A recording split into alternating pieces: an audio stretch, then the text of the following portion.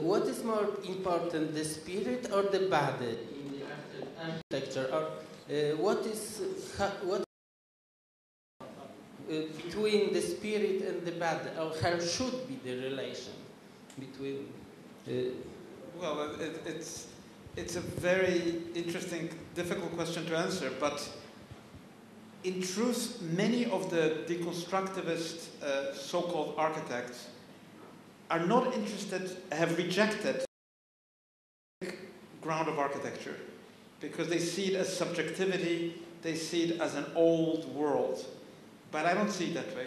It's only a certain kind of subject that is divided into the body and the spirit. So the question that you're asking is already a very loaded question. Certainly, we cannot really separate in experience the body and the spirit. It can be done only after death. So architecture, I think, has to deal, in my view, deals with the human reality. And that's a complex reality that is not a diagrammatic reality about the sacred and the profane. Because in my opinion, the world we live, or the past, is sect in two parts, like schizophrenia, and we are or the spirit or the body, and the connection between one and the second is very difficult. But I think it should be the solution, to find the solution. And how do you think about it? What do you think about it? Może ja najpierw przetłumaczę wcześniejszą część. Tutaj pytanie dotyczyło oddzielenia ciała i ducha, jak ta relacja wygląda w architekturze. Daniel odpowiedział, że jest to bardzo trudne pytanie i tutaj jeżeli chodzi o dekonstruktywistów, to no, tak się zdarzało, że oni dochodzili do tego, żeby właśnie odrzucić ten humanizm, żeby dojść do takiego bardzo podmiotowego myślenia. Może to być uważane za taką starą pracę, ale wydaje mi się, że nie można tutaj oddzielić ciała od ducha tak naprawdę. No tak, to pytanie Pana jest bardzo naładowane. No to oddzielenie tak naprawdę ciała od ducha może się nam przydarzyć dopiero po śmierci. I w architekturze też jest ten jakby ludzki wymiar, ludzka rzeczywistość. W związku z tym jest to bardzo, bardzo skomplikowane, bardzo złożone, żeby to oddzielenie tego właśnie ducha od ciała było możliwe. Tutaj druga kwestia, Pan kontynuuje, jeżeli chodzi o ducha i ciało, to oddzielenie właśnie jest możliwe w przypadku, jak rozumiem, schizofrenii. Tutaj zgubiłam jeszcze. Chodziło mi o to, że żyjemy w czasach, kiedy rozdzielamy ducha od ciała i że żyjemy w czasach schizofrenicznych. Aha.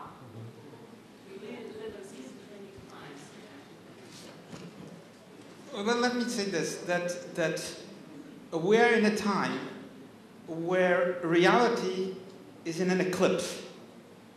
A world in which there is an eclipse of reality. How do you say that in Polish? Explosion. No, eclipse. Eclipse is when... Zaćmienie. Żyjemy w czasach, kiedy mamy właśnie doszło do zaćmienia, tak, rzeczywistości. But what I mean by to say that is that reality is becoming less important. It's not playing because of our ability to objectify, to de-objectify, to disseminate the object so that they lose their objectivity. It's also a new chance for an understanding of architecture. It's an ambiguous time because you can say that the fact that reality is weakening is opening up the possibility of many more interpretations of reality.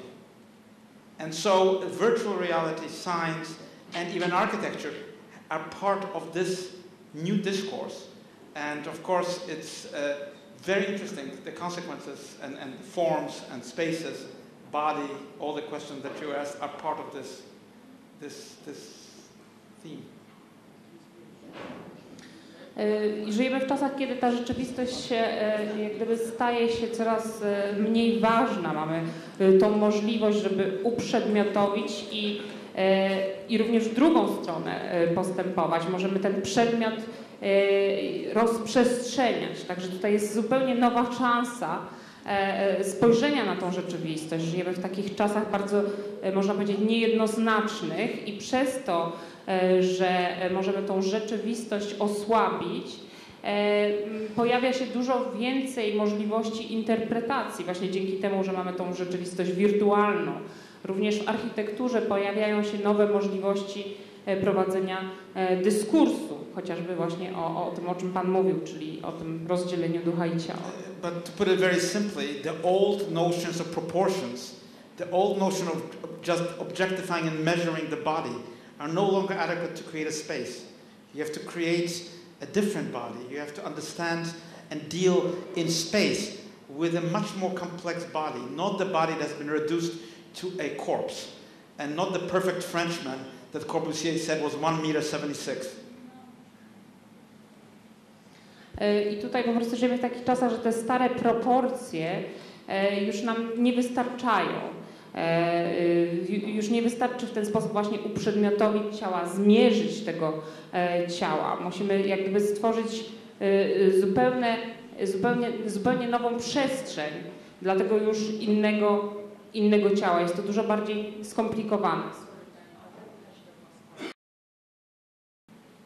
Because there were architects, and a famous one, who said that there was a perfect Frenchman on whose height would be based the proportional system of architecture. I właśnie tutaj już się nie opieramy na tym idealnym, perfekcyjnym systemie, gdzie mamy tego perfekcyjnego Francuza, który ma 1,76 m wzrostu. Tak, to standardowy człowiek tylko Corbusiera, który tam z ręką wyciągniętą